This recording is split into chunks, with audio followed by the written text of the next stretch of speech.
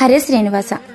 ఎవరైతే సంతానం కోసం, వివాహం కోసం, వ్యాపారం కోసం, ఉద్యోగం కోసం వీటన్నింటికీ కూడా ఎదురు చూస్తున్నారో, మాకు మంచి భవిష్యత్తు కావాలని, సంతానం కావాలని, మంచిగా వివాహం అయ్యి మేము సెటిల్ అవ్వాలని అనుకున్న వారు ప్రతి ఒక్కరికి కూడా సుబ్రహ్మణ్యేశ్వర స్వామి ఆరాధన అనేది చాలా చాలా ప్రాముఖ్యతను కలిగి ఉంటుంది. ఎవరైతే నిత్యం సుబ్రహ్మణ్యేశ్వర స్వామి ఆరాధన చేస్తున్నారో, లేదా మంగళవారం నాడైనా కూడా సుబ్రహ్మణ్యేశ్వర స్వామి ఆరాధన చేస్తున్నారో వాళ్ళకి ఏదైతే సంతాన ప్రాబ్లమ్స్ కానీ, వివాహ ప్రాబ్లమ్స్ కానీ ఏమైనా ఉంటే అన్నీ క్లియర్ అయిపోయి స్వామి వారి యొక్క అనుగ్రహం కలుగుతుంది. దానికి ప్రత్యక్ష ఎగ్జాంపుల్ నేనే.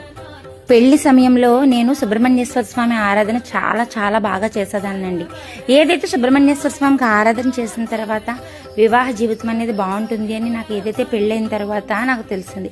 అంతేకాదు ఏదైతే ప్రెగ్నెన్సీ టైంలో కూడా నేను సుబ్రహ్మణ్యేశ్వర స్వామి ఆరాధన అంటే ఎవరైనా మినిమంలో మినిమం 1 గంట 2 గంటలు దేవుడిని దండం పెట్టుకుంటారేమో.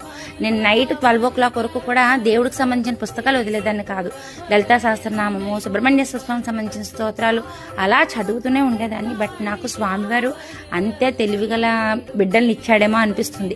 అంటే ఇవన్నీ మీకు ఎందుకు చెప్తున్నానంటే మీరు కూడా అదే విధంగా స్వామివారిని ఆరాధన చేసుకుని మీ యొక్క భవిష్యత్తు ఇంకా ఇంకా మెరుగుపరుచుకుంటారని ఉద్దేశం తప్ప ఇంకేమీ కాదు. సుబ్రహ్మణ్యేశ్వర స్వామి ఆరాధన ఎలా చేయాలి అంటే మంగళవారం నాడు మీరు ప్రతిరోజు సుబ్రహ్మణ్యేశ్వర స్వామి ఆరాధన చేయడం కుదరదు అంటే ఒక్క మంగళవారం నాడు ఏదైతే సూర్యుడు ఉదయించక ముందే లేచి స్వామివారికి పూజ చేసుకోవాలి, దీపారాధన చేసుకోవాలి, స్వామివారికి సంబంధించిన స్తోత్రాలు చదువుకోవాలి.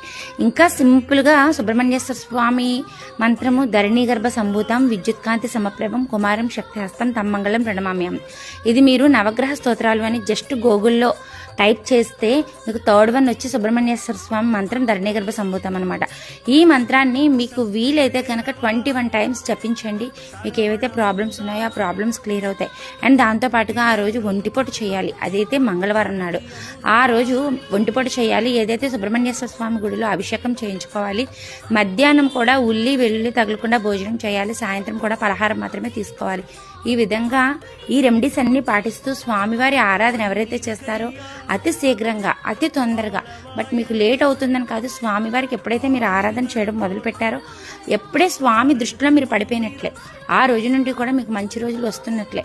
బట్ మీకు జరిగే వివాహమే కాదు, సంతానమే కాదు, అన్నీ కూడా చాలా చాలా మంచి సత్ఫలితాలను ఇస్తాయి. ఇది నాకు తెలిసి మీతో షేర్ చేసుకుంటున్న విషయం అనమాట. మీరు కూడా బాగుండాలని నేను ఈరోజు మంగళవారం పూట ఈ విషయాలన్నీ నేను మీతో షేర్ చేసుకుంటున్నాను. మీరు కూడా సుబ్రహ్మణ్యేశ్వర స్వామి ఆరాధన చేయండి. ముఖ్యంగా చెప్పాలంటే చెప్పాను కదా, మా షాప్ పేరు, మా పిల్లల పేరు కూడా సుబ్రహ్మణ్యేశ్వర స్వామి పేరు. అంటే స్వామి మాకు అంత నిరూపణ చూపించాడు కాబట్టి స్వామివారిని ఎప్పటికీ మేము మర్చిపోము.